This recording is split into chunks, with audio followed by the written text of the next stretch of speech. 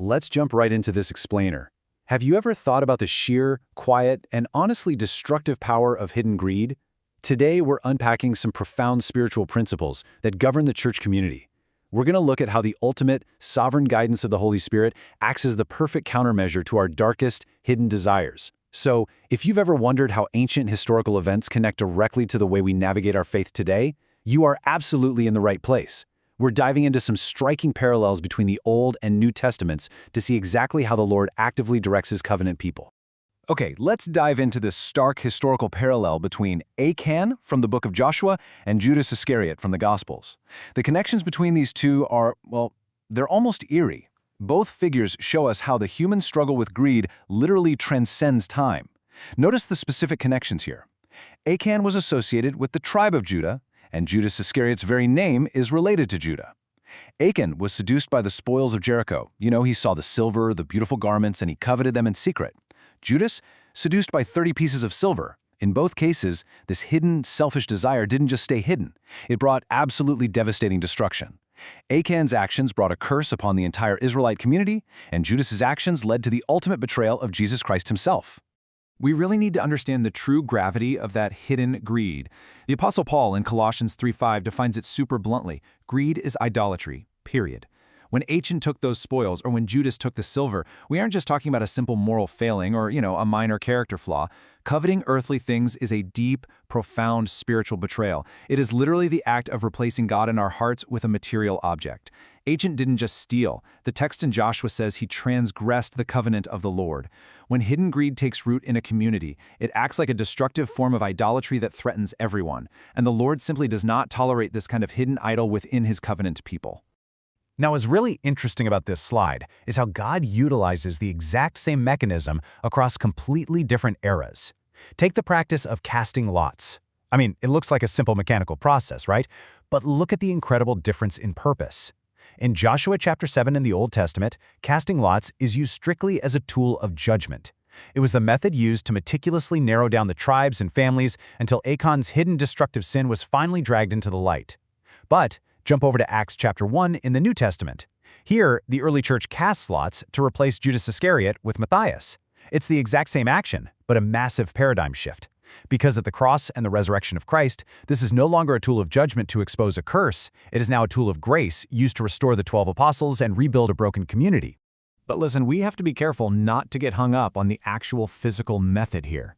In the ancient world, casting lots was essentially like rolling dice, which to our modern minds feels like leaving things entirely to random chance, doesn't it?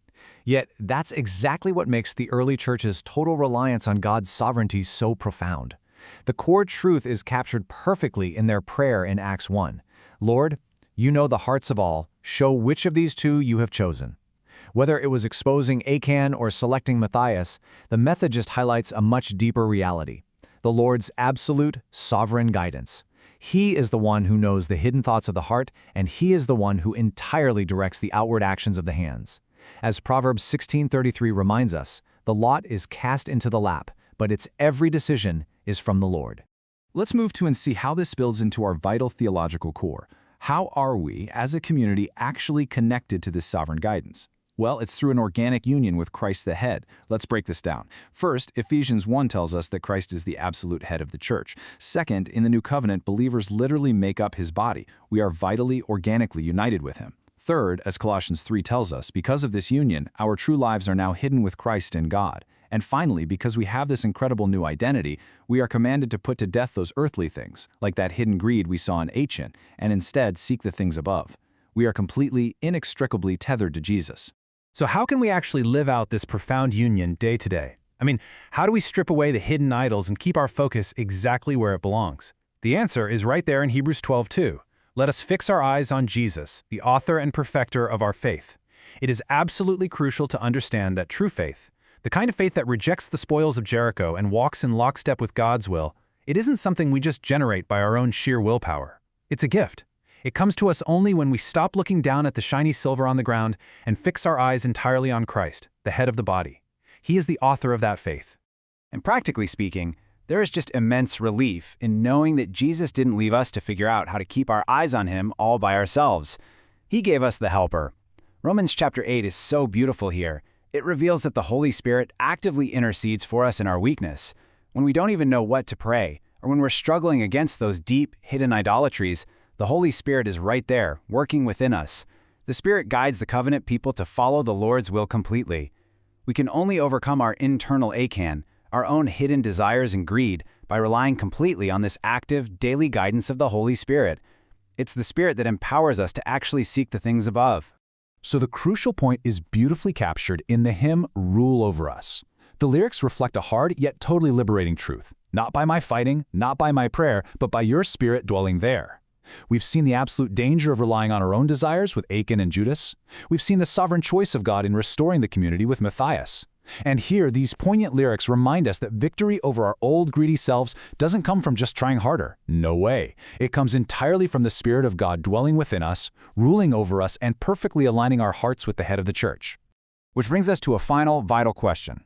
What rules your heart and actions? Is it hidden greed or the guidance of the Holy Spirit?